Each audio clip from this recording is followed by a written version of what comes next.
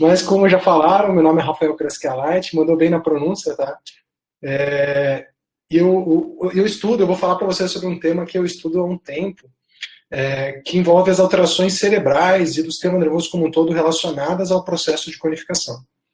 Então, até para começar um pouco essa aula, eu sempre trago uma pergunta, para a gente começar a entender um pouco de uma perspectiva da dor fora do nosso consultório. Fica muito fácil, se a gente não olha para o lado epidemiológico, a gente achar que o que acontece no nosso consultório, no nosso ambiente clínico, ele representa a verdade absoluta sobre alguma coisa, uma condição. Né? Então, só porque a gente vê alguns pacientes nossos, algumas vezes saindo melhor do consultório, a gente automaticamente infere que deve ser isso que acontece no mundo todo. Né? Afinal, é o que eu estou vendo e a gente tende a entender o mundo com base no que a gente percebe do nosso ambiente, da nossa volta. E aí tem uma pergunta aqui para vocês.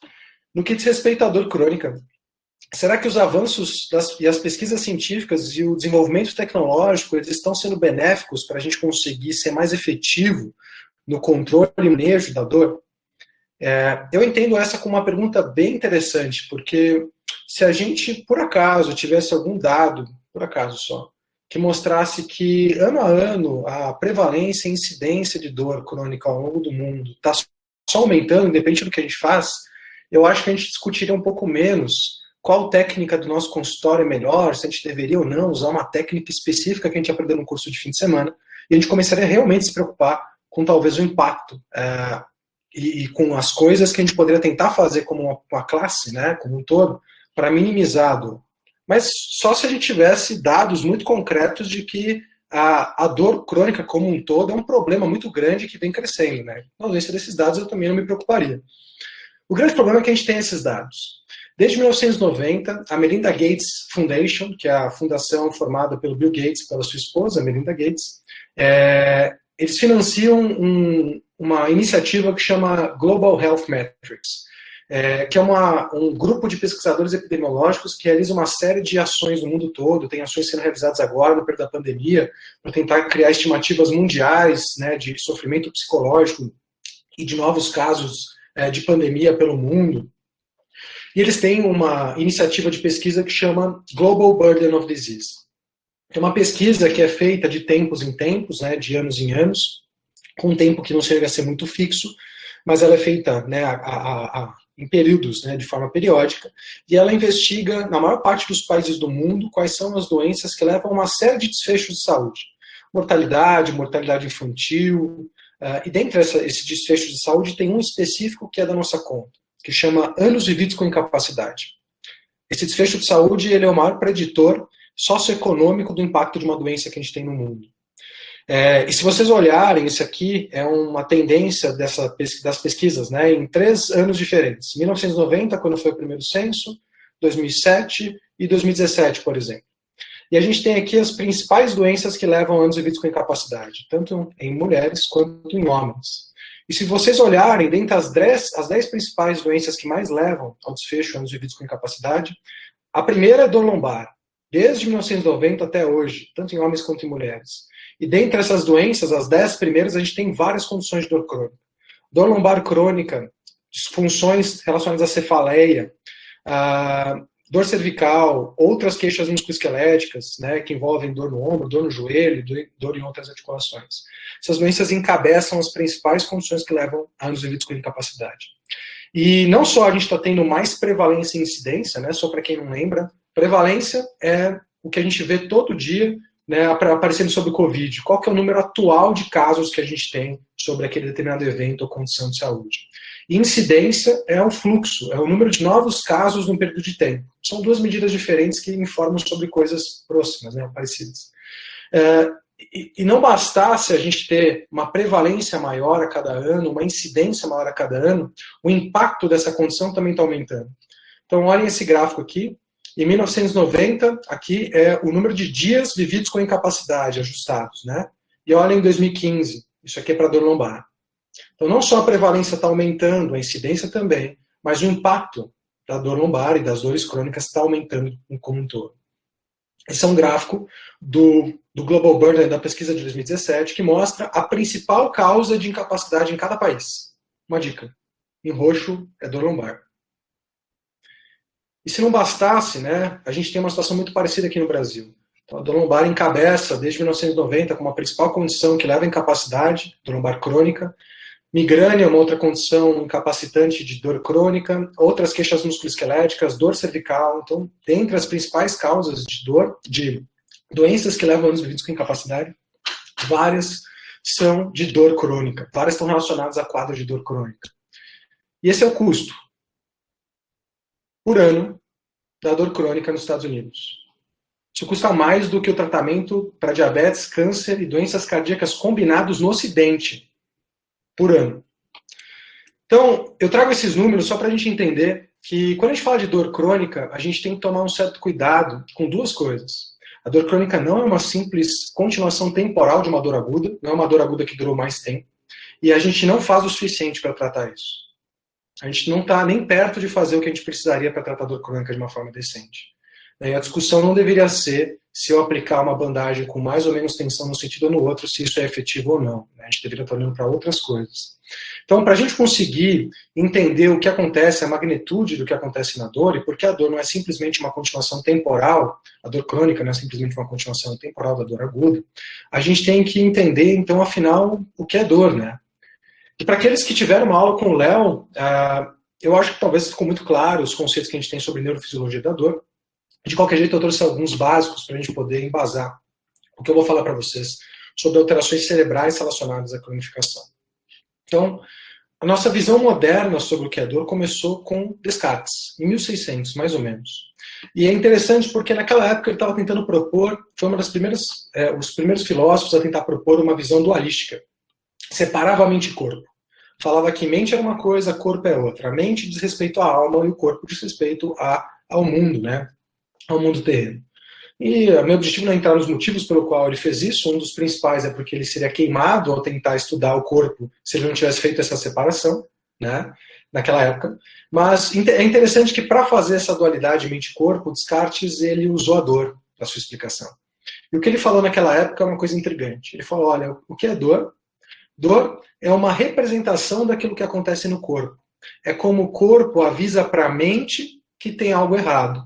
Então, frente a uma lesão do tecido, por exemplo, e obviamente as pessoas sempre usam a tecnologia da época, né, para tentar entender e fornecer uma explicação do que pode estar acontecendo, mas frente a uma lesão no tecido, uma informação vai ser passada por dutos que tem um fluido chamado fluido vitalia, que naquela época, no entendimento dele, era como se fosse um gás que passava por diferença de pressão, como se fosse um sistema hidráulico mesmo, que era a tecnologia da época, né? E esse fluido vitalia vai chegar lá no cérebro do indivíduo. E dali vai passar para a mente. E assim a mente sabe que o corpo tem uma lesão. Então, na perspectiva da explicação de Descartes naquela época, a dor era simplesmente um correlato de uma lesão no tecido.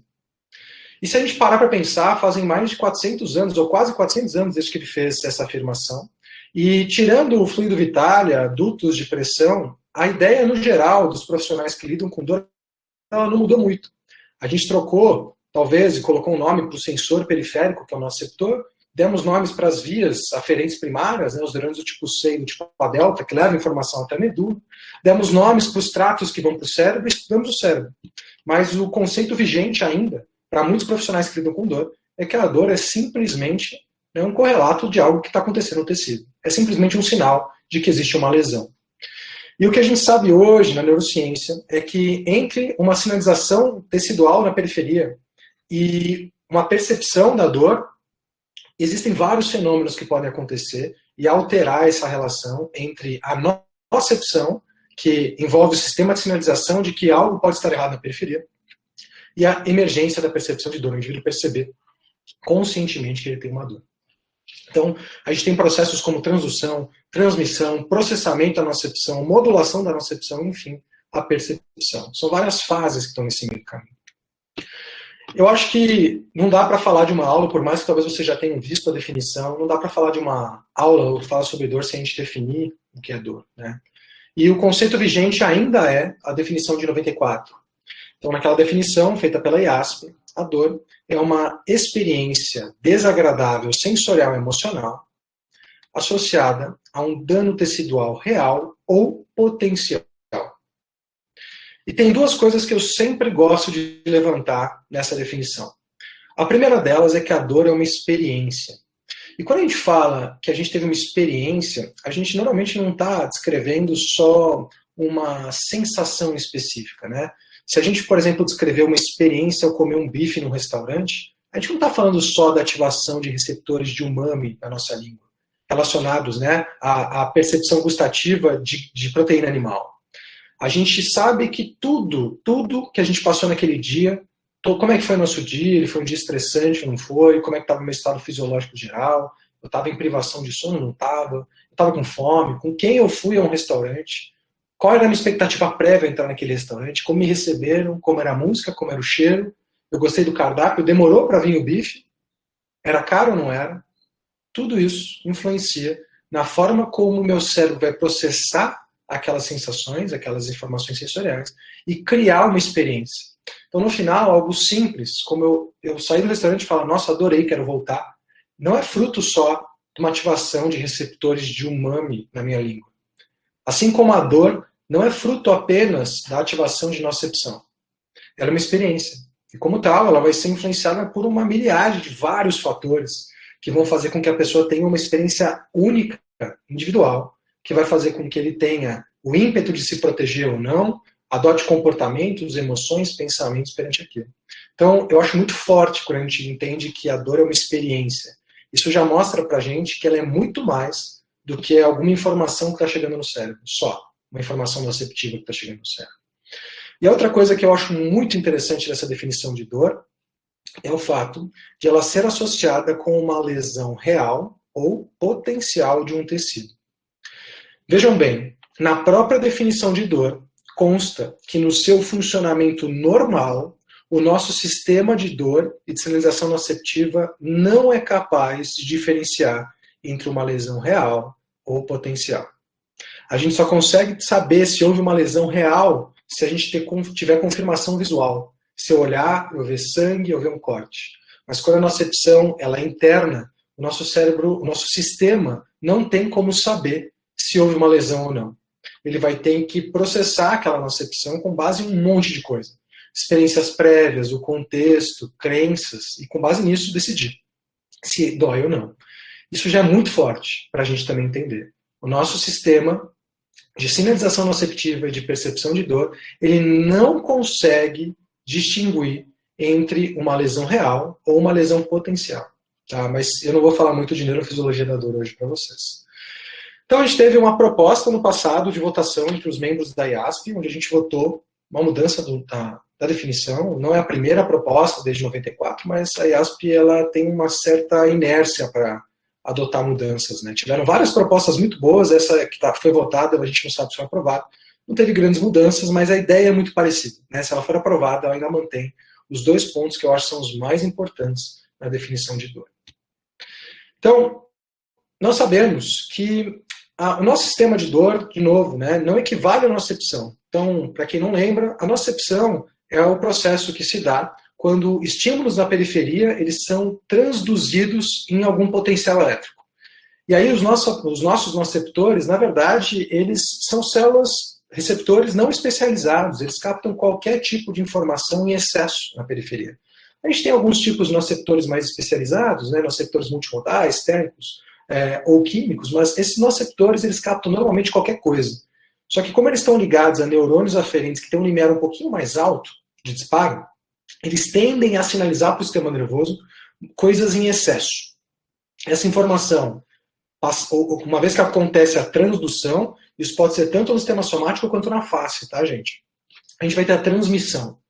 A transmissão vai ser essa informação através de um primeiro neurônio chegar ou na medula, onde ela vai decussar e formar os tratos que vão lá para o cérebro, ou, se a gente estiver falando de face, ela ir para o núcleo do nervo, por exemplo, trigêmeo, e dali também ela ir para o nosso sistema nervoso central, onde nós vamos ter o processamento, uma parte da modulação já vai acontecendo nos núcleos, né? Toda vez que a gente chama e fala o termo núcleo no sistema nervoso, é um mini processamento de informações. Então, o processamento e modulação já começa a acontecer no gânglio da raiz dorsal, no núcleo do nervo trigêmeo, mas o processamento da nocicepção acontece no sistema nervoso central, assim como a sua modulação, em grande parte, e a percepção de dor, ela surge ali. Então, tem vários processos entre a gente ter uma sinalização na periferia, seja lá na face ou no corpo, e, de novo, né, a gente tem uma percepção de dor acontecendo. E aí tem 3 componentes que são importantes a gente lembrar quando a gente fala de percepção de dor. Então, o indivíduo que está percebendo dor naquele momento. Boa parte das informações que vêm tanto dos núcleos do nervo craniano, no tronco encefálico, quanto da medula, vão formar o trato espinotalâmico. E esse trato, obviamente, né, neuro não é difícil, ele está falando de onde vem para onde vai. Então, ele vem da medula e vai para o talo. Esse trato espinotalâmico vai principalmente formar o que a gente chama de componente sensório discriminativo da experiência de dor. Essas informações que estão chegando vão ser processadas no sistema nervoso, no córtex sensorial primário e secundário.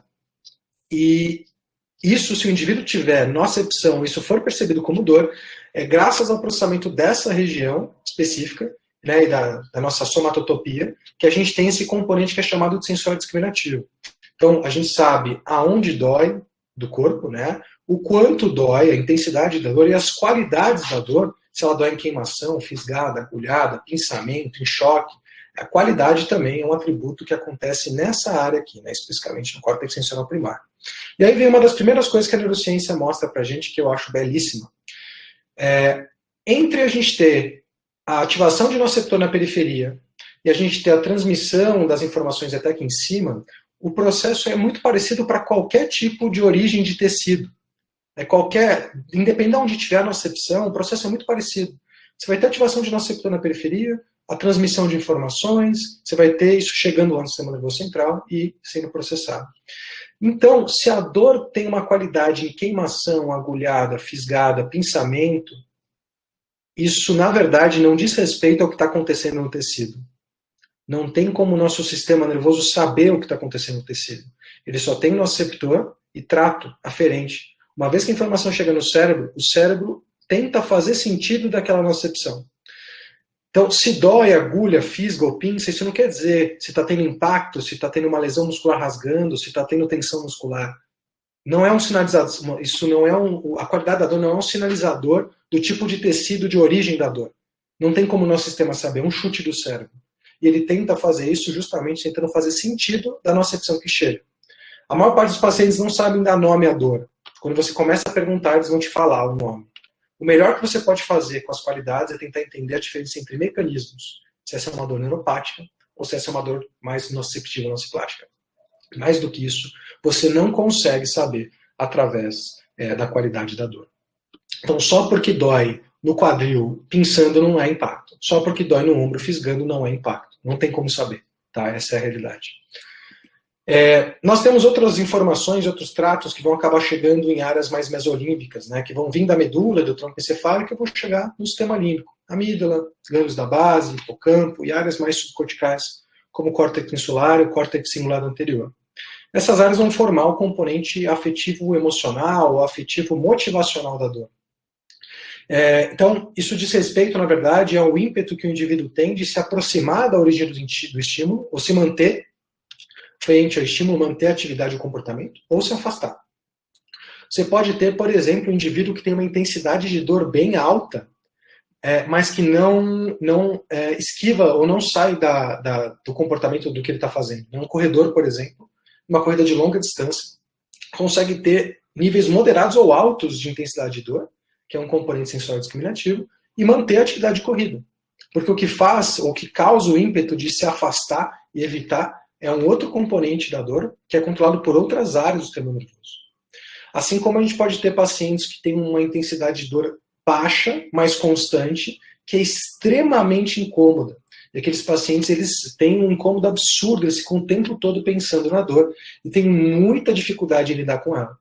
Então, componente afetivo emocional diz respeito a um componente específico da dor que tem muito a ver com esse, na verdade, motivador para o comportamento, enquanto o componente sensório discriminativo tem muito mais a ver com a localização e a discriminação, de onde está a dor, da intensidade dela e afins. E, por fim, nós temos um componente cognitivo-avaliativo da dor que acaba sendo fruto, né, do processamento de áreas mais frontais, especificamente do córtex mais pré-frontal, dorsolateral, que a gente vai ver mais para frente, órbito frontal. Então, frente a uma possibilidade de lesão tecidual, porque eu tive uma dor no pé e eu tive um reflexo de retirada, eu vou acabar pensando sobre assim, aquele contexto, o que pode ter acontecido, o que já aconteceu no passado. Eu vou tentar usar a cognição para deliberar sobre o que pode estar acontecendo, né, e tentar, assim, mudar meu comportamento e, se houver um risco de lesão ou de integridade do meu corpo, tomar atitudes frente a isso. Então, esses componentes da dor, eles acontecem naturalmente, acontecem ao mesmo tempo e fazem parte da experiência do indivíduo, né? O indivíduo tem uma experiência única, integrada desses componentes. Mas eles são responsáveis por fatores diferentes e são processados por áreas diferentes. Isso pode não fazer tanto sentido na dor aguda ou no funcionamento fisiológico do sistema de dor, mas faz bastante sentido quando a gente fala de dor crônica.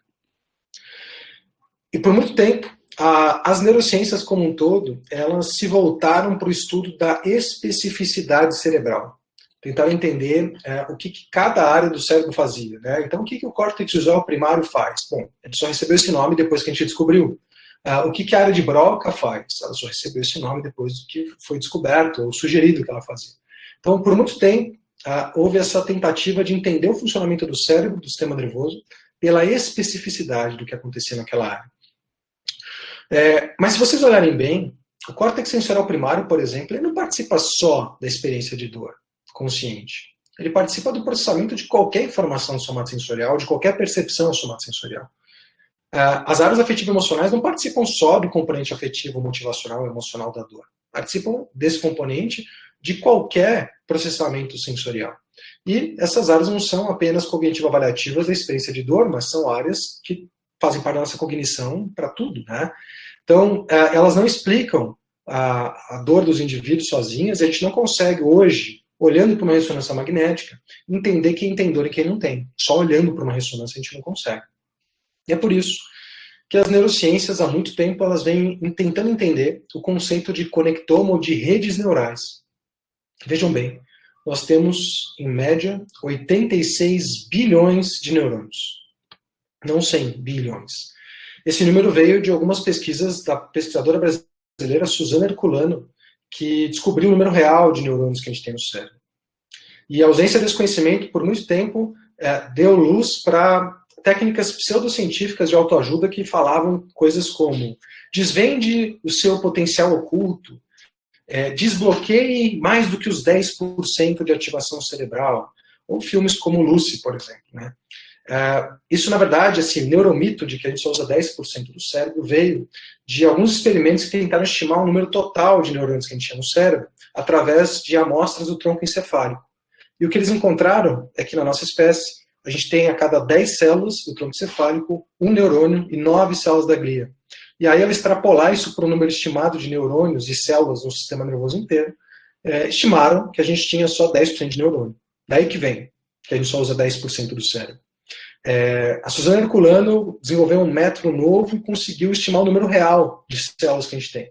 Assim, ela descobriu que a gente tem 86 bilhões de neurônios e não 100, o que fez com que o Edward Land mudasse o título daquele livro dele, 100 bilhões de neurônios, para colocar um ponto de interrogação no final, né? 100 bilhões de neurônios. Ele mudou o título do livro após as pesquisas dela. E, além disso, a gente descobriu que a proporção de neurônios no cérebro e de células da glia é 1 para 1. Então, não existe esse papo de usar 10%. Se você olhar uma ressonância magnética sem nenhum filtro, o que você vê é um cérebro ativo inteiro, o tempo todo.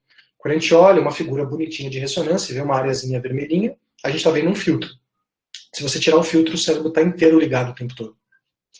E aí, a gente tem que entender que a gente tem 86 bilhões de neurônios em média. Cada neurônio faz mais ou menos 10 mil sinapses entre si. Então, o mesmo neurônio do córtex sensorial primário, por exemplo, pode ter mais de 10 mil conexões com várias redes diferentes. E é desse conceito que começaram a estudar as redes neurais, né, que na área da dor são entendidas muitas vezes como neurotags. O que seria uma neurotag, uma rede neural? É uma rede de neurônios que está espalhada por várias áreas do cérebro, áreas com funções específicas, que quando ela é ativa, ela gera algo, ou um sentimento, se a gente vai falando de uma neurotag de sentimento, se a gente vai falando de uma neurotag de pensamento, né, uma crença, se a gente vai falando de uma neurotag de dor, dor. Então, a dor vem da ativação de uma neurotag de dor. E essa neurotag, essa rede, ela é influenciada e ela tem conexões com milhões de outras redes. E essas outras redes podem facilitar ou inibir a ativação dessa neurotag. De forma que, se eu tenho uma expectativa de ter dor, e eu vou tomar uma injeção, por exemplo, essa minha expectativa consciente de que eu tenho dor, eu vou ter dor, facilita a ativação da minha neurotag de dor, de forma que, com um pouquinho de nocepção, de confirmação visual de que eu tomei injeção, de estímulo tátil, eu sinto mais dor.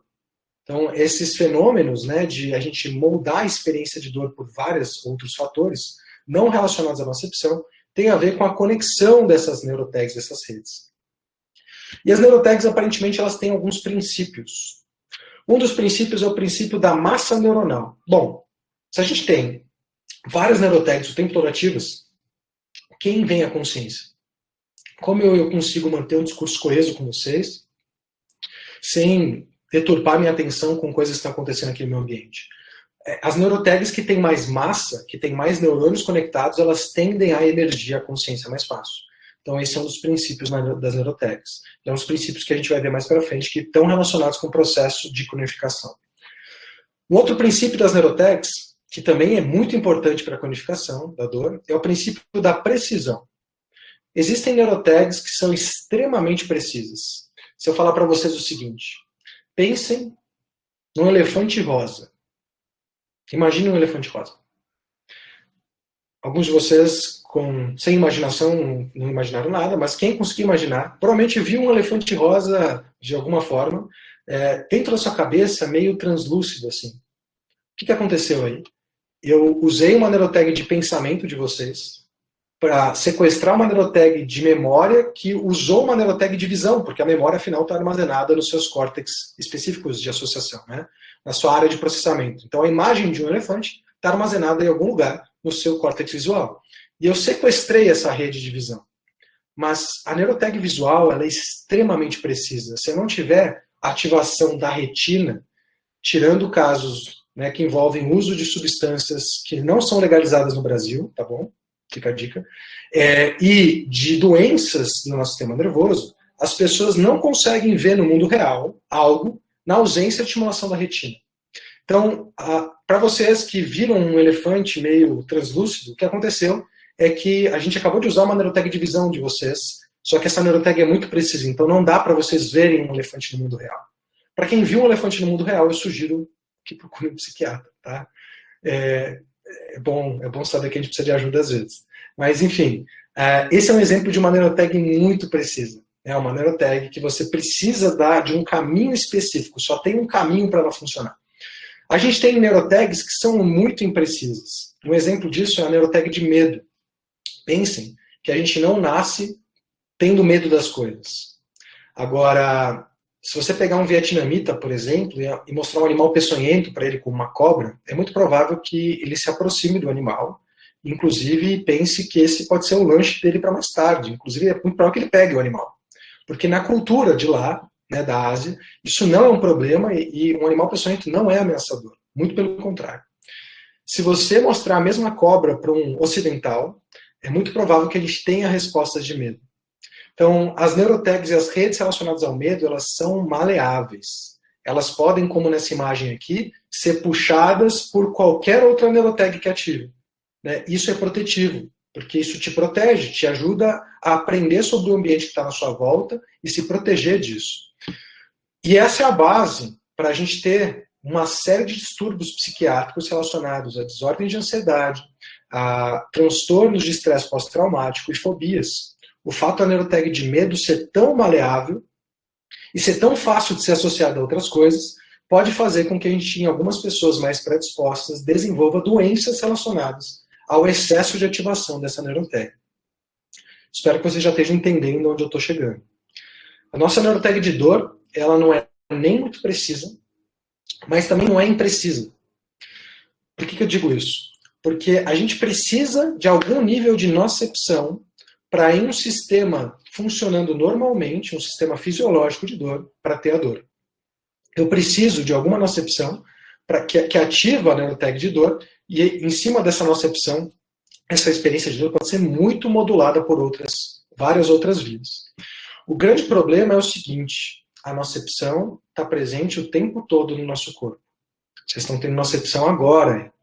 Nocepção, por definição, é qualquer estímulo excessivo que está presente na periferia de vocês, no nosso corpo, Está presente agora em cima, né, ou na região da pele, sobre qualquer protuberância óssea que vocês estão sentados ou deitados em cima. Está presente em cima das contrações musculares sustentadas que a gente está tendo para ficar sentado por longos períodos. Tudo isso gera nocecepção. Então, a neurotag de dor precisa de nocecepção para ser ativa. Por outro lado, a gente tem nocecepção o tempo todo no corpo. Mas no sistema fisiológico, a neurotag de dor ela não é nem tão imprecisa e nem tão precisa assim. Ela está no meio do caminho. Então, num sistema fisiológico, ela cumpre a sua função de normalmente proteger o indivíduo, sinalizando algo potencialmente ameaçador para o corpo, porque o nosso sistema não tem como saber se houve uma lesão ou não. E um terceiro princípio importante, também para a gente entender processos de codificação, é o princípio da neuroplasticidade. Tem uma frase célebre na neurociência que chama Neurons that fire together, wire together, que é neurônios que ativam juntos, se conectam juntos. Então, neurotags que ativam constantemente juntas tendem a fazer sinapses e começar a se ativar junto. Isso gera mais massa neuronal, e mais massa neuronal tende a vir a consciência mais fácil. Então, a gente vai ver que se ao longo de um processo de codificação a neurotag de dor começar a sistematicamente ativar com várias outras neurotags, essa massa neuronal fica muito maior e é muito mais facilmente ativa. E a experiência de dor pode começar a não mais representar uma ameaça ao corpo, né, um risco potencial de ameaça ao corpo.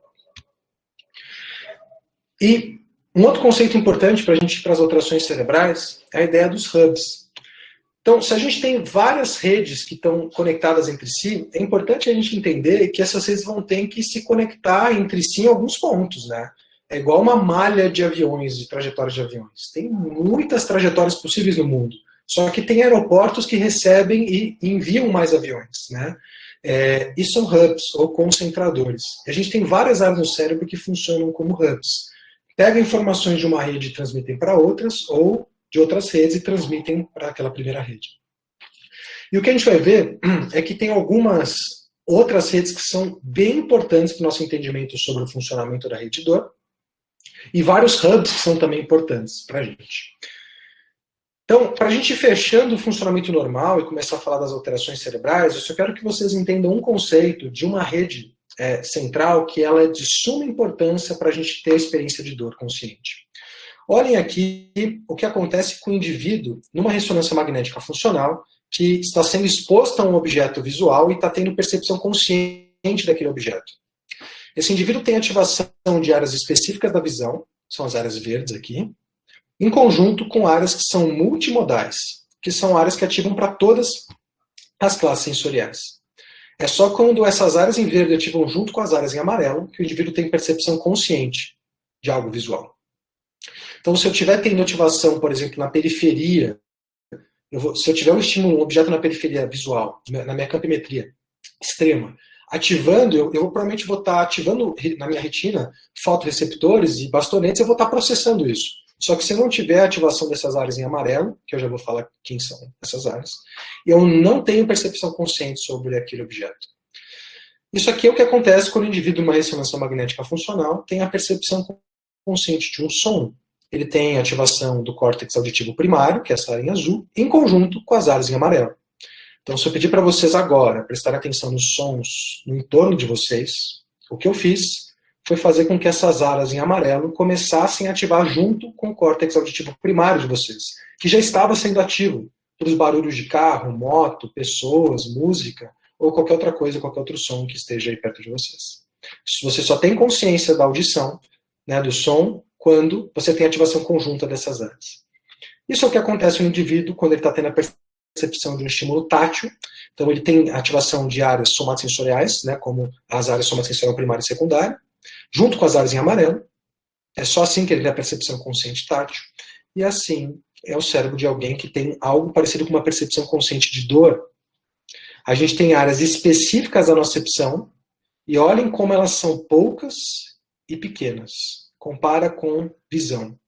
Quanto mais necessidade eu tenho para entender ou para processar um estímulo, mais cérebro eu preciso. Eu preciso de 1/3 do meu neocórtex, que é a área mais cara, o órgão mais caro do nosso organismo, para processar informações visuais. Porque eu preciso diferenciar entre um arbusto e um leopardo. Eu preciso isso. Isso foi importante para a nossa sobrevivência. Agora, olha o tamanho, o número e o tamanho das áreas relacionadas ao processamento da nocecepção. Primeiro, São poucas. Segundo, são pequenas. Terceiro, na sua maioria não estão no neocórtex. Tem um pouco aqui no córtex pré-frontal, ventromedial principalmente, áreas subcorticais, áreas mesolímbicas, pouquíssimas áreas, o que mostra pra gente que eu não preciso entender muito a nocepção. Mas quando que a nocepção vira dor? Nocepção é nocepção. Ela é entendida como dor quando ela vem junto com essas áreas em amarelo. Quem afinal são essas áreas em amarelo? O que a gente chama de redes de saliência. Saliência, por definição, é qualquer estímulo que salta aos olhos. É qualquer estímulo que se destaca naquele momento, naquele ambiente. E a gente tem uma rede cerebral, uma rede neural, que detecta esse tipo de estímulo, né? E ele prioriza o processamento das informações ou da classe de informações que tem mais a ver com aquela informação que é saliente. Eu vou dar um exemplo para vocês, primeiro, de quem são as áreas em vermelho que a gente falou. As áreas em vermelho, que são as áreas específicas da nocepção, elas têm vários nomes na literatura. O mais conhecido delas é rede descendente de controle da dor, vias analgésicas endógenas, que envolvem, como a gente tinha visto, córtex pré-frontal dorsolateral, córtex pré-frontal ventromedial, córtex cerebral anterior, insular, algumas áreas mesolímbicas, áreas do tronco cefálico. São um conjunto de áreas pequenas, espalhadas por vários níveis do sistema nervoso. O que essas áreas fazem é processar a nocepção. Elas fazem mais do que isso. Elas também participam da modulação. Se a gente já falando de sistema somático, então a gente viu que o noceptor ele vem por neurônios, por exemplo, do tornozelo, se eu tiver uma lesão de tornozelo, os neurônios vão subir até o meu dermátomo de L5-S1. Vão entrar ali pelo gânglio dorsal no cono posterior, e ali no cono posterior, antes de formar as vias aferentes, ali no cono posterior vai acontecer uma modulação da nocepção. Então, essas áreas em vermelho que a gente viu no último slide, elas têm projeções que são eferentes, que modulam essa primeira sinapse entre os neurônios que vêm do corpo e chegam na medula, ou dos neurônios que vêm da face e chegam no núcleo do nervo trigêmeo, por exemplo. E essa modulação pode facilitar a aferência da nocepção ou inibir a aferência da nocepção. Então, a modulação da nocepção é determinada por essas áreas que processam a nocepção. E quando elas vão fazer esse tipo de coisa? Primeiro, quando a saliência não estiver na nocepção. Então, imaginem uma cena como essa. Imaginem que esse indivíduo tivesse com uma lesão real aqui na perna, com muito sangue aparecendo. Por mais que ele tivesse níveis elevadíssimos de nocepção chegando no sistema nervoso, chegando na medula, o ambiente é muito saliente. E nesse caso, as redes de saliência dele elas vão priorizar o processamento de informações visuais, auditivas, né, e de várias outras coisas que vão ajudá-lo a sobreviver naquele ambiente. E não a nocepção. E justamente por conta disso, porque nesse contexto ter dor não é producente para o indivíduo, essas áreas de processamento inibem a aferência da nocepção para que ela não fique saliente no sistema nervoso. Então esse é um indivíduo que pode ter níveis elevadíssimos de nocepção e não ter dor, porque naquele contexto a dor não é producente. A nocepção não é saliente. Em contrapartida, a gente pode ter uma situação como essa, que talvez quem já viveu tenha esse trauma, né, na cabeça, quem já viveu uma experiência como essa, uma peça de Lego de duas lajotinhas fininha, e você não espera ela, você está andando de noite em casa, você não espera essa nocepção, e de repente você pisa na peça. A dor pode ser absurda. Então, olhem que maluco isso, né? Num contexto onde eu tenho nocepção, porque eu tenho uma lesão real, o sistema nervoso desse indivíduo pode optar por não produzir experiência de dor. E numa outra condição, onde eu tenho nocepção, mas não tenho lesão, mas essa nocepção é extremamente saliente, o que pode acontecer é a rede de saliência prioriza o processamento da nocepção, as nossas áreas modulatórias aumentam a aferência da nocepção, o indivíduo tem uma dor intensa, reflexo de retirada, ele vai palpar o pé, cair no chão, rolar igual o Neymar, ficar olhando o pé para ver se pisou em caco de vidro, aí depois de olhar umas 3 vezes vai chegar à conclusão, via cognitiva, que não houve uma lesão, vai dar uns 3 passos sentindo um leve incômodo no pé, ativação das fibras do tipo C, que demoram para terminar, e aí passa a dor. Então, olha como o nosso sistema de sinalização noceptivo, nosso sistema de dor, ele por natureza, ele é impreciso por natureza. Mas foi o melhor que a gente conseguiu ter pela evolução para proteger o nosso corpo de potenciais ameaças, né? Então, na sua natureza, ele já é impreciso, mas ele tende a funcionar bem. Agora vem a questão. Por que os pacientes, então, cronificam? Por que a gente tem essa epidemiologia que eu mostrei para vocês no começo dessa aula? Porque o número de pacientes, em média, que tem dor lombar aguda, né, em média, porque 10% desses pacientes evoluem para dor crônica. Em média, porque 6% dos pacientes com dor aguda no ombro evoluem para dor crônica no ombro. Porque sempre tem pacientes que evoluem para dor crônica, e porque tem pacientes que começam a ter uma dor do nada e começam a ter, enfim, essa dor vira persistente. E quando eu faço essa pergunta em alguns lugares, eu já passei esse questionário num congresso que tinha 700 pessoas na época lá, e essa é uma pergunta do questionário de conhecimentos neurofisiológicos sobre a dor. A pergunta é o seguinte, né? Dor crônica significa que uma lesão não foi curada corretamente? E naquele momento, naquele evento, naquela dada época do tempo, espaço-tempo, se mais de 50% ou não sabiam ou achavam que era verdadeiro, que a dor crônica significava que uma lesão não tinha curado. 44% falam que era falso. Mas eu tenho minhas dúvidas aí se a gente cavocasse o que ia aparecer de crença aqui. O fato é, gente, que eu vou mostrar uma série de evidências para vocês que mostram que só porque uma dor durou mais tempo do que a gente esperava, isso não quer dizer que existe algo lá no tecido que ainda está machucado. Isso não quer dizer que o indivíduo está lesionado. Assim como o fato de o indivíduo ter uma dor aguda não significa que tem uma lesão. Inclusive, né, as dores agudas não traumáticas dificilmente são associadas a uma lesão, mesmo no esporte. Então, vamos tentar entender rapidinho um pouquinho sobre o que pode estar acontecendo. Para a gente só clarear o raciocínio, eu quero distinguir duas coisas com vocês. A primeira delas é com relação aos mecanismos de dor. É o que faz doer, uma vez que a gente está olhando para dentro do corpo. E a gente já falou um pouco do mecanismo noceptivo, que é o que eu estava falando para vocês até agora, né? Por definição, é a dor que vem de uma lesão real ou potencial de um tecido não neural relacionado à ativação de noceptores. Então eu tenho que ter um pico de nocepção para ter dor. O exemplo do pisar no Lego, por exemplo, é uma dor noceptiva, assim como eu torcer o tornozelo. É uma dor noceptiva.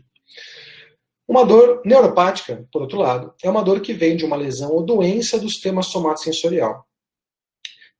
O processo de sinalização periférico não é tão parecido como eu comentei para vocês, mas da medula para cima é tudo igual. Tá? É o mesmo processo, são as mesmas áreas centrais. O prognóstico é diferente, sim, mas o processo, uma vez que aconteceu a sinalização, que a lesão aconteceu, o processo dali para cima é muito parecido.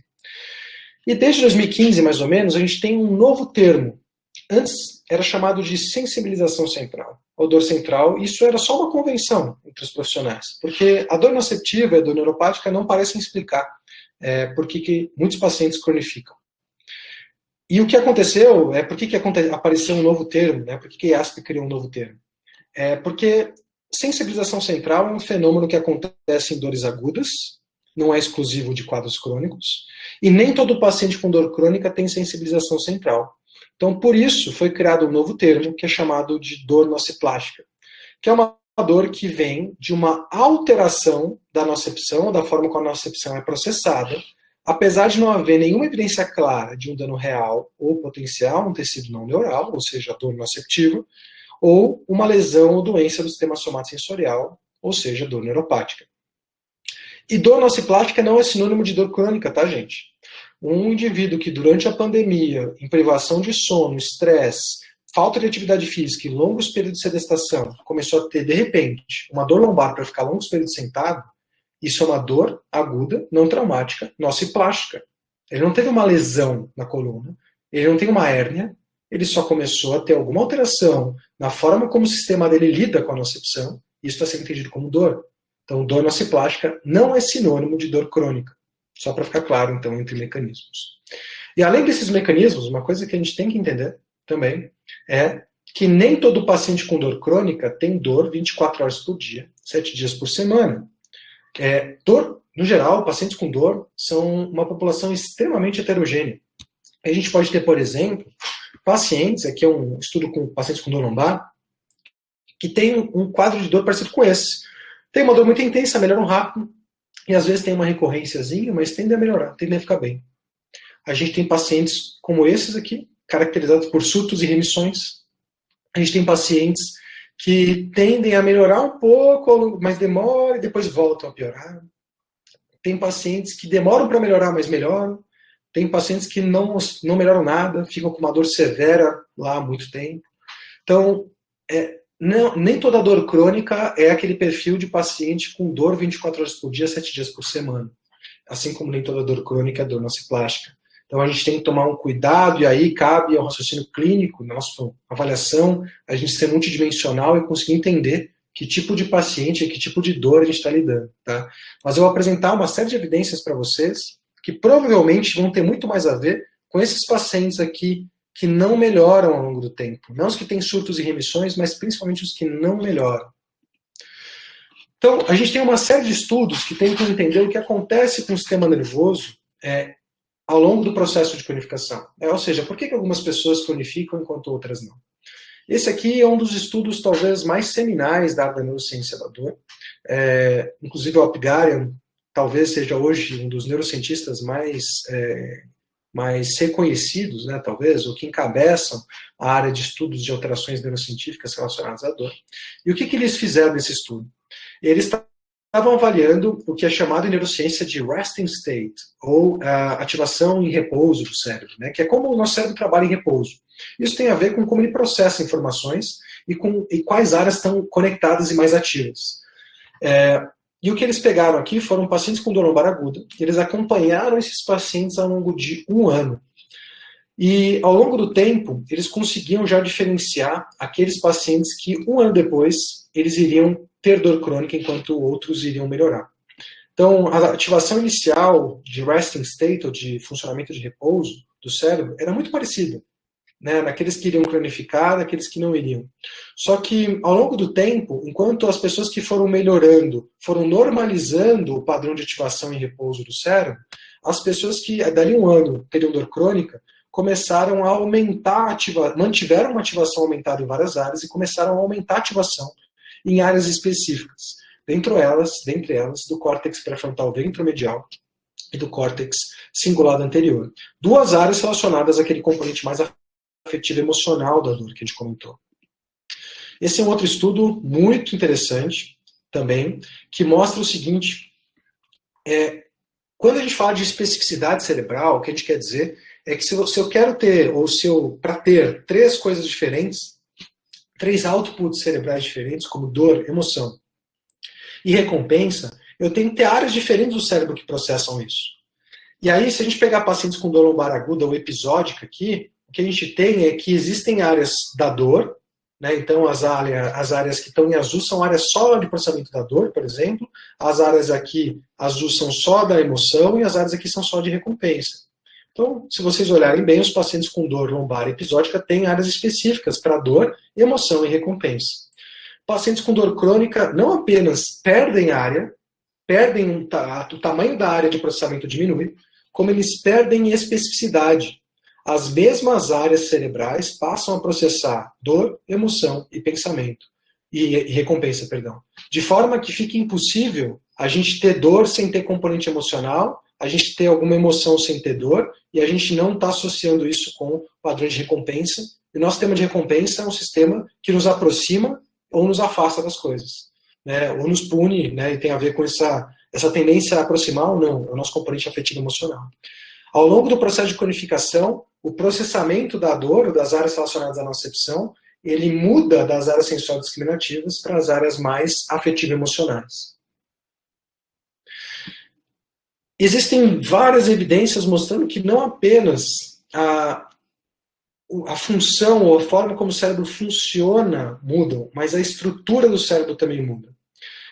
Esse também foi um estudo fenomenal feito pelo mesmo grupo, que mostra que um dos nossos maiores preditores de alterações cerebrais relacionadas à cronificação, ou seja, se eu identificar que isso está acontecendo, a probabilidade desse indivíduo virar um paciente crônico depois do tempo, né, ao longo do tempo é muito grande, é o aumento da conexão de áreas relacionadas ao componente afetivo emocional.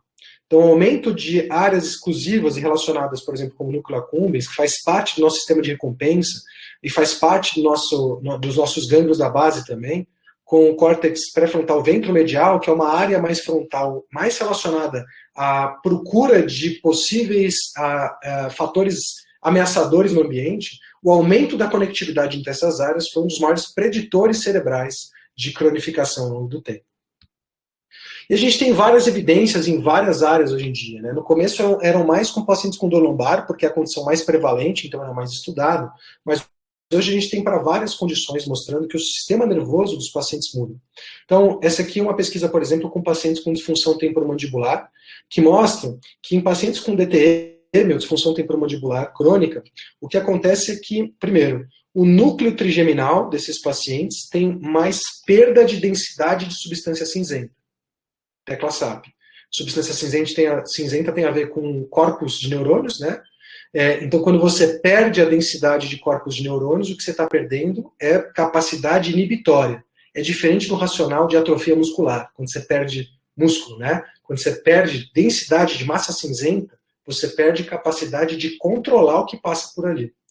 E isso não se restringe ao núcleo do trigêmeo ipsilateral, né? Como vocês podem ver, a área mais acometida é a área ipsilateral a queixo, mas acontece em áreas no trajeto do trigêmeo para as áreas de processamento mais central.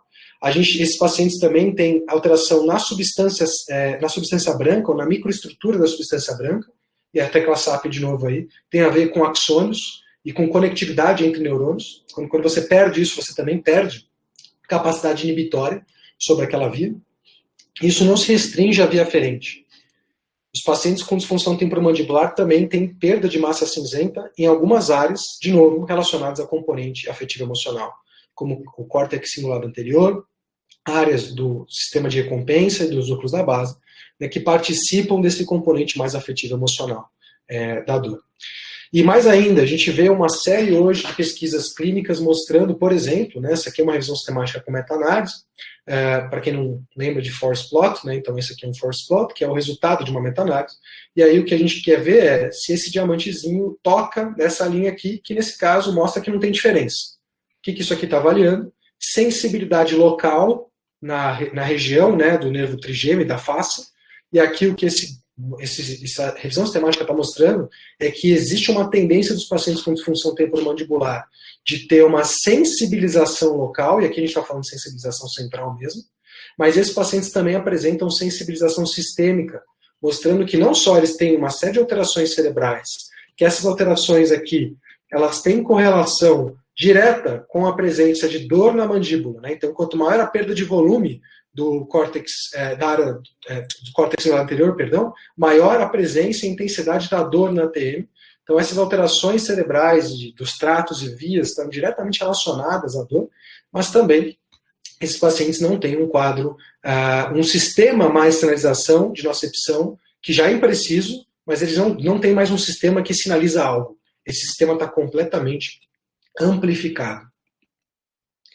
E a gente tem evidências hoje, de novo, para outras condições, não só para coluna lombar, coluna cervical, para ombro, para joelho, para TM, a gente tem para cefaleia, por exemplo. Se a gente pega pacientes com cefaleia do tipo tensão episódica, a gente não vê nenhuma diferença em exames de imagem desses pacientes durante os períodos de remissão. Quando esses pacientes estão em crise de cefaleia episódica, algumas alterações cerebrais começam a acontecer, né?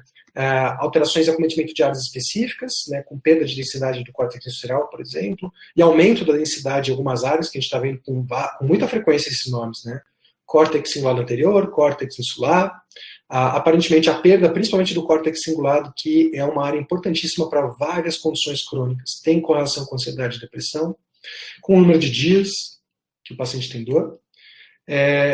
E aí o que a gente pode ver é que, por exemplo, nos pacientes do tipo cefaleia de tensão episódica, enquanto eles não têm crise, eles não têm nenhuma alteração do sistema nervoso deles. Mas quando eles têm uma crise, eles começam a ter alterações.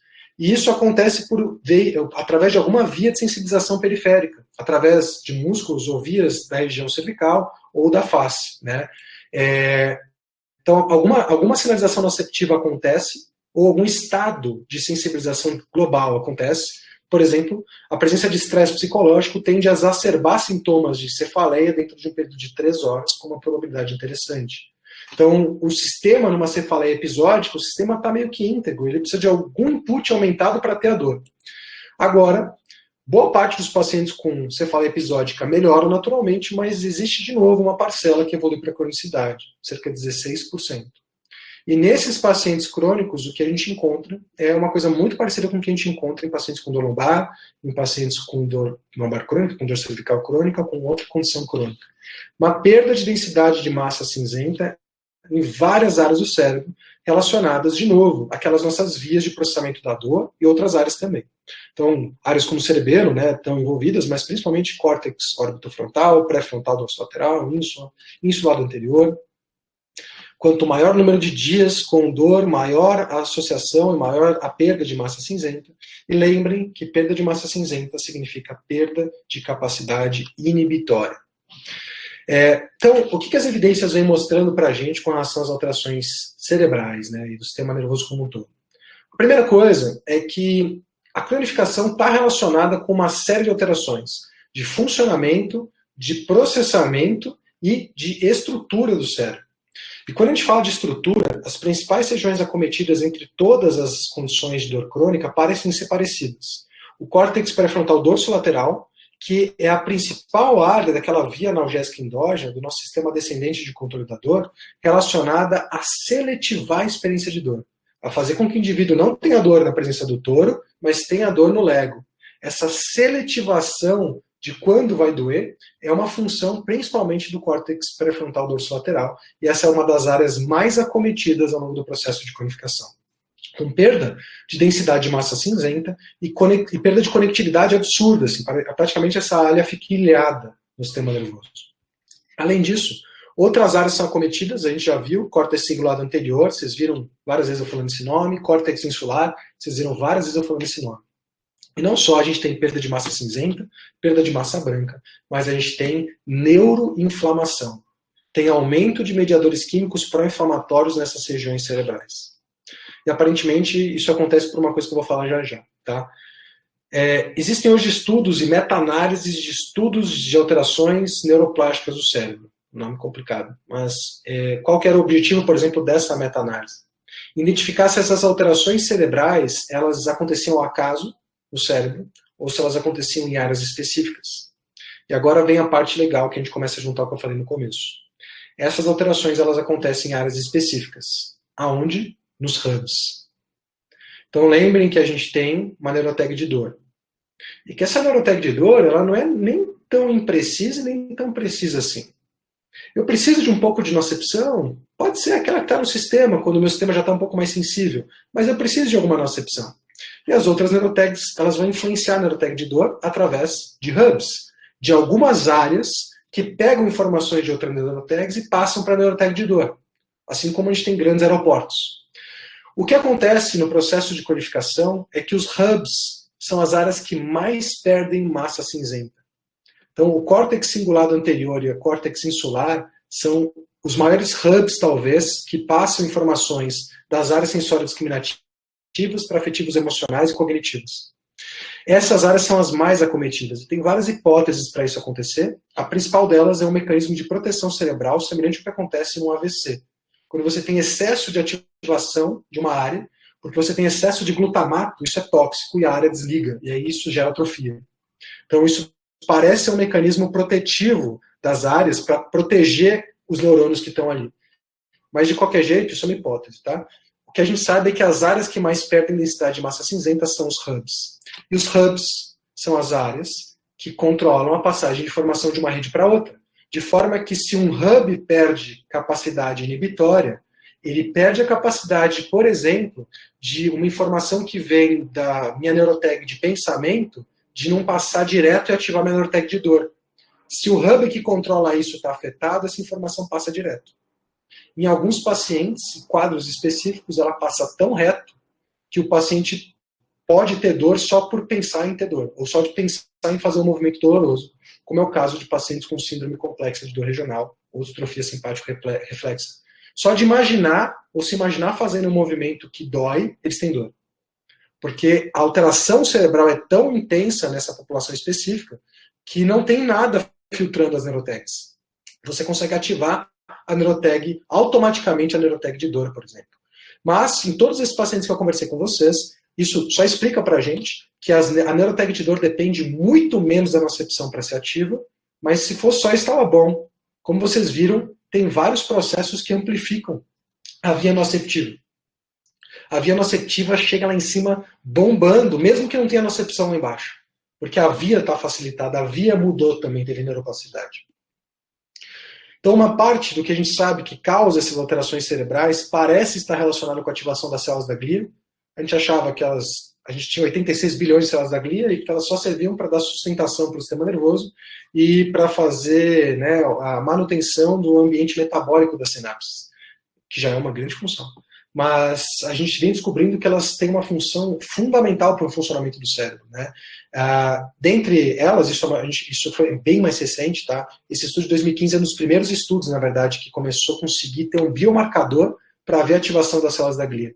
E o que esse estudo mostra, por exemplo, é que pacientes com dor crônica na região lombar, com padrão de radiação para a perna, com uma radiculopatia, tem ativação seletiva das células da glia em córtex somatosensorial primário e tálamo, e no córtex sensorial primário, nas áreas específicas da lombar e da perna cometida. Então, essa ativação das células da glia é presente em pacientes com dor crônica, e em estudos longitudinais, a ativação parece predizer as alterações cerebrais. Então, isso parece ser bem importante para o processo de cronificação. E um outro fenômeno que pode acontecer ao longo do processo de cronificação é uma mudança, de novo, como eu já falei para vocês, da própria via noceptiva. Então, a gente sabe que nosso sistema nervoso é extremamente plástico, né? Ele muda com a experiência. E a gente pode ter, por exemplo, aqui é um sistema íntegro. Quando eu dou um estímulo na periferia, ele gera um potencial de ação, porque ele sinaliza para o neurônio que vem na sequência um tantinho. Se eu tiver uma manutenção da nocepção por um tempo, ou se essa via naturalmente mudar por outros motivos, o que acontece é que a mesma informação lá embaixo, ela vai causar muito mais aferência na subida. Isso causa uma série de fenômenos que a gente entende hoje como pronocepção, ou mecanismos pronoceptivos, né? Hiperalgesia, que é eu ter mais dor do que eu deveria por estímulo que deveria ser doloroso, alodínia, que é o limiar de dor está mais baixo, o wind-up, que é um outro fenômeno. Muitos pacientes com dor crônica podem ter esses fenômenos localmente ou sistemicamente, né? Isso contribui, inclusive, para a queixa de dor deles.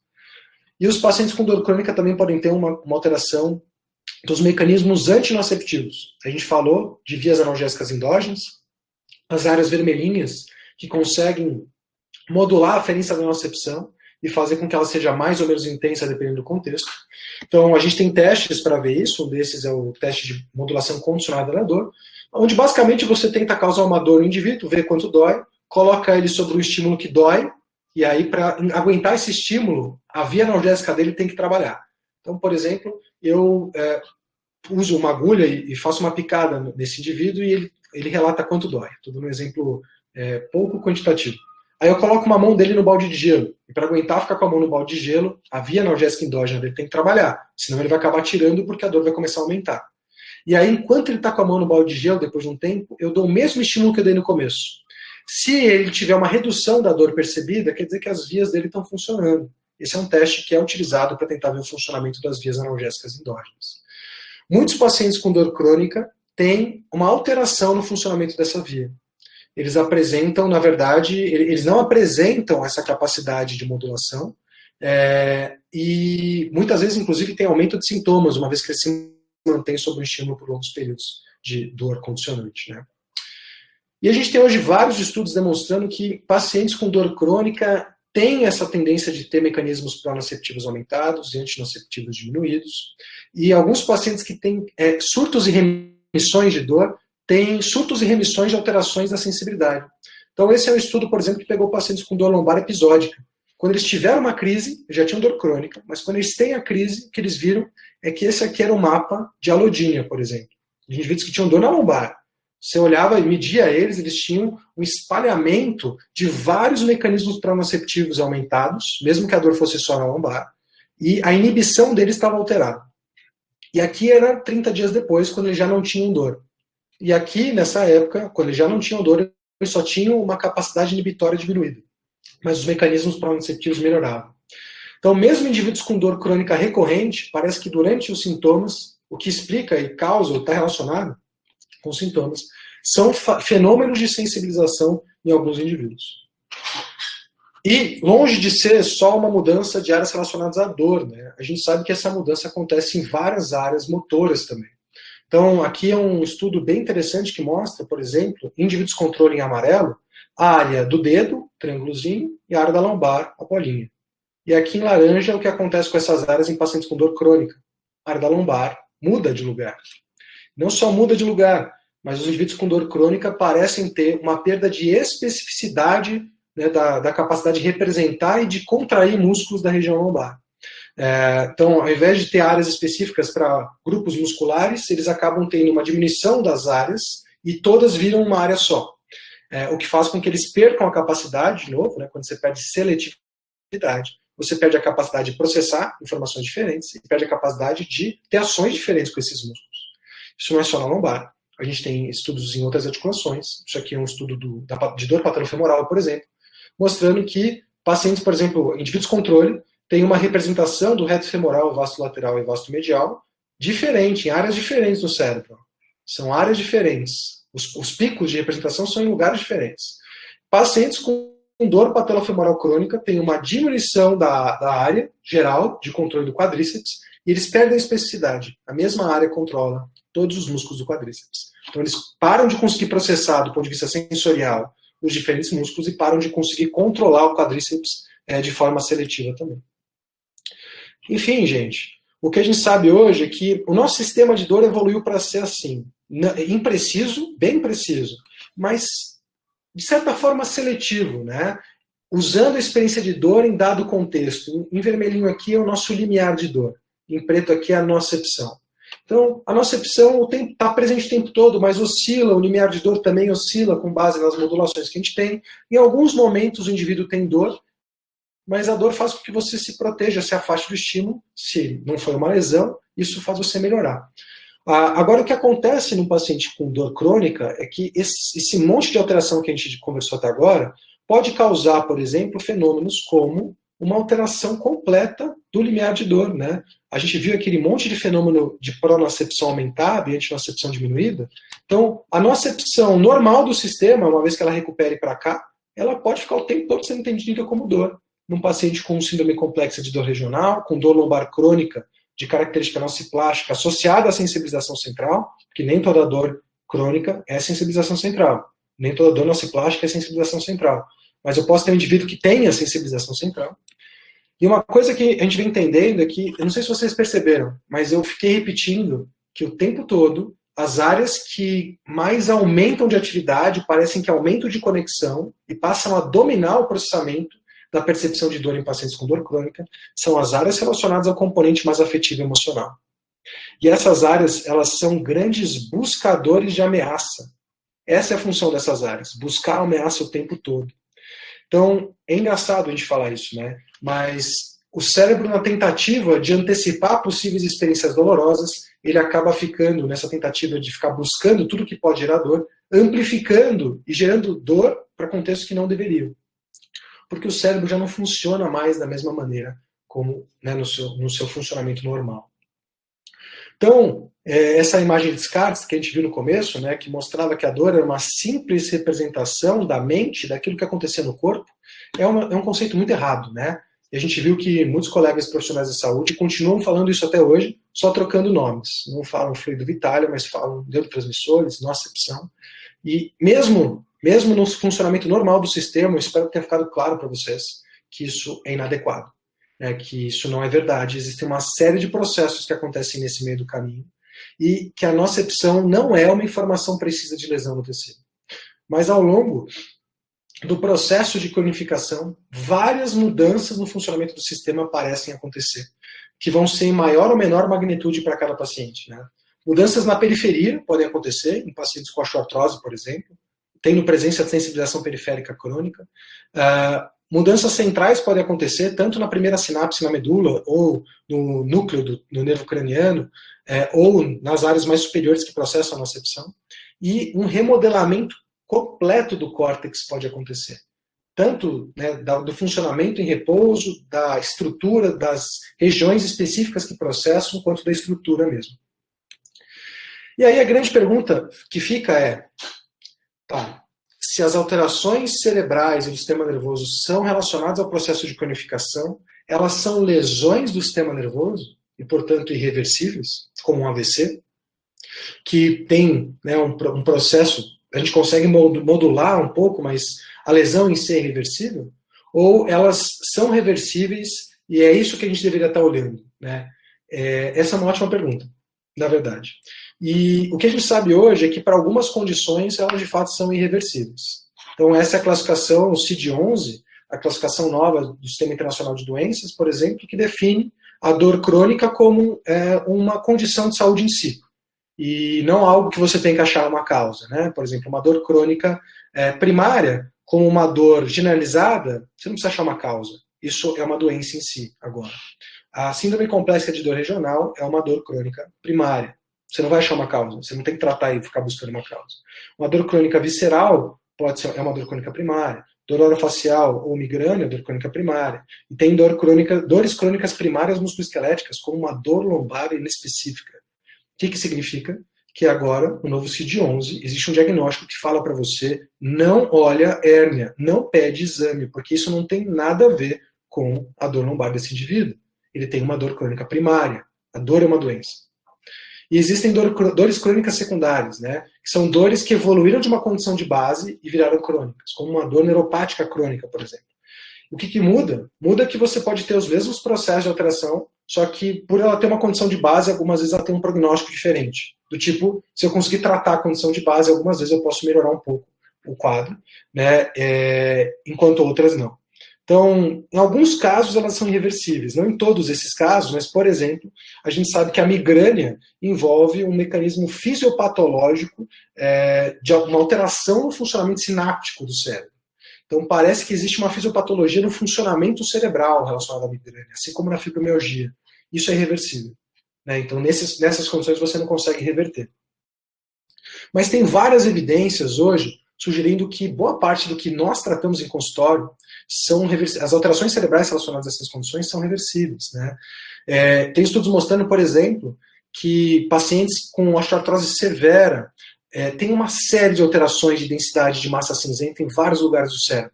E que uma vez que você faz a protetização desse paciente, ele passa por um procedimento de artroplastia total, o que acontece é que meses depois ele normaliza, não só a função, como, depois de meses, a estrutura do cérebro.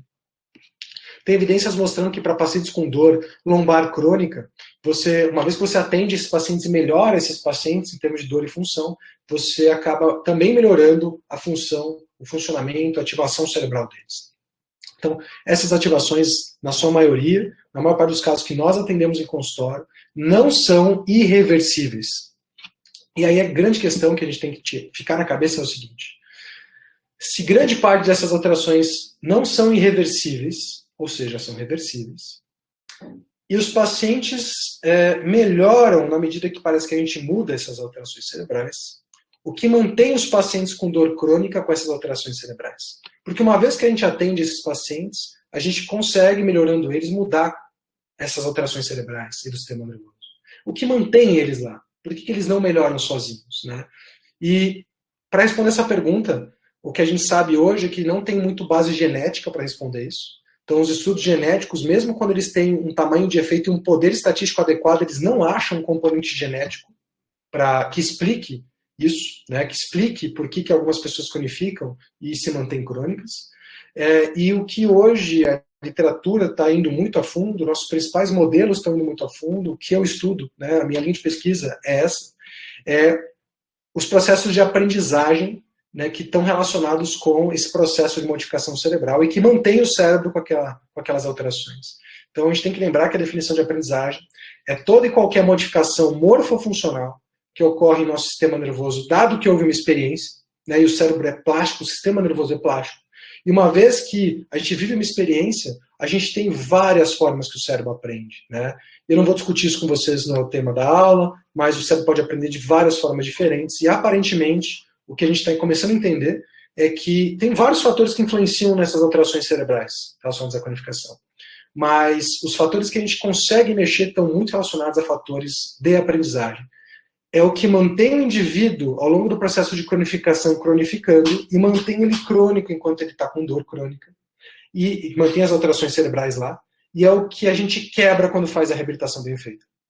A gente quebra esses processos de aprendizagem, aparentemente, parece que é isso que a gente faz. Não é ganhar força, muitas vezes, não é mudar padrão de movimento, mas é conseguir colocar o paciente numa nova trilha de aprendizado. Né? Eu fiz uma sequência de posts sobre isso no meu Instagram, depois, quem tiver interesse, dá uma olhada lá. Tem uns 4 vídeos onde eu falo de cada um desses processos isoladamente, tá? E basicamente é isso que eu tinha para falar para vocês. Então, mensagens que eu gostaria de deixar envolvem o seguinte: a dor crônica não é uma dor aguda que durou mais tempo do que deveria, não é um machucado que não curou, tá? É uma condição em si e a gente está tratando muito mal, dado toda a evidência epidemiológica que eu mostrei para vocês. Era isso que eu tinha para falar aí.